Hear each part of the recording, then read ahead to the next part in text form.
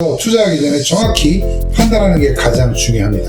이 가격을 조절하는 팁 중에 하나가 세종 부동산의 모든 것 세부TV를 시청해 주셔서 감사합니다. 오늘은 세종시 부동산 투자의 꿀팁 그 6번째 시간으로 부동산 투자의 순서도 플로우 차트에 대해서 설명해 드려보는 시간을 갖도록 하겠습니다. 부동산 투자의 플로우 차트를 저는 10단계 정도로 나눠봤습니다. 첫 번째는 나의 상태를 확인하는 게 가장 중요합니다.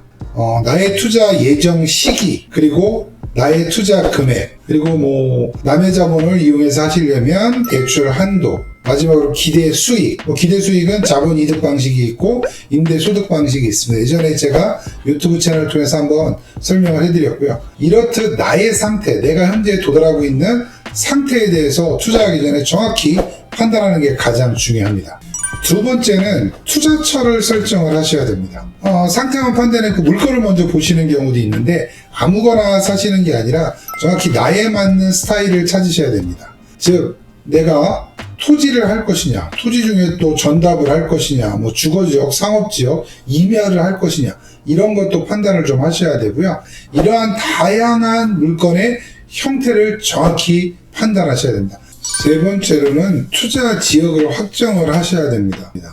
저는 세종시 부동산이기 때문에 세종시에 한정해서 본다면 행복도시에 투자할 것이냐, 아니면 장군면, 금남면, 이 중에 비슷한 구역으로 바운더리를 나눠서 어느 지역에 투자할 것이냐. 또한 여기가 안 되면 세종시 주변 지역인 공주, 청주, 대전, 이 지역에 정확히 투자 지역을 확정하지 않으시면 오늘은 저 천안 갔다, 내일은 대전 갔다가 이렇게 되면 이도저도 안 되기 때문에 정확히 투자 지역을 선정하시는 게 가장 좋습니다.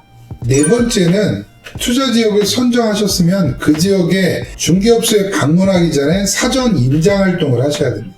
이 부분이 제일 중요한 부분입니다. 왜냐하면 내가 잘 모르는 지역에 대부분 분들이 가시기 때문에 자주 봐야 눈이 길러집니다. 보는 눈이 길러집니다.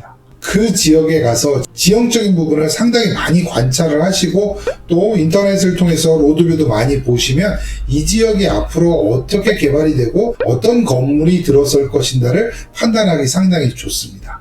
그렇기 때문에 임장활동이 가장 중요하다고 저는 말씀을 드립니다.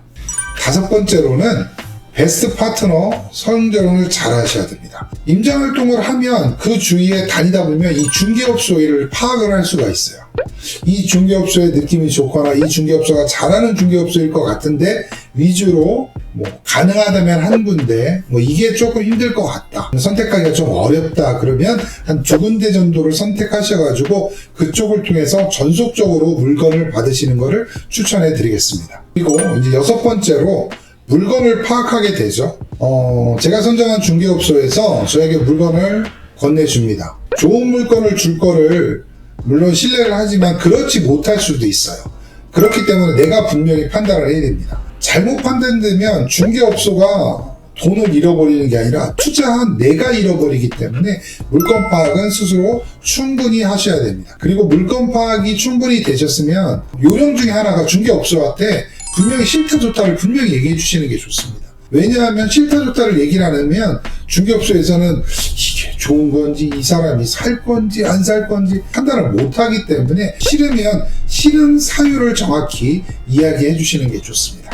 7번째로는 물건이 선정이 됐습니다. 그러면 매수가를 조정을 해야 됩니다. 내가 사고자 하시는 분은 싸게 사시려고 하시고 팔고자 하시는 분은 비싸게 팔려고 합니다.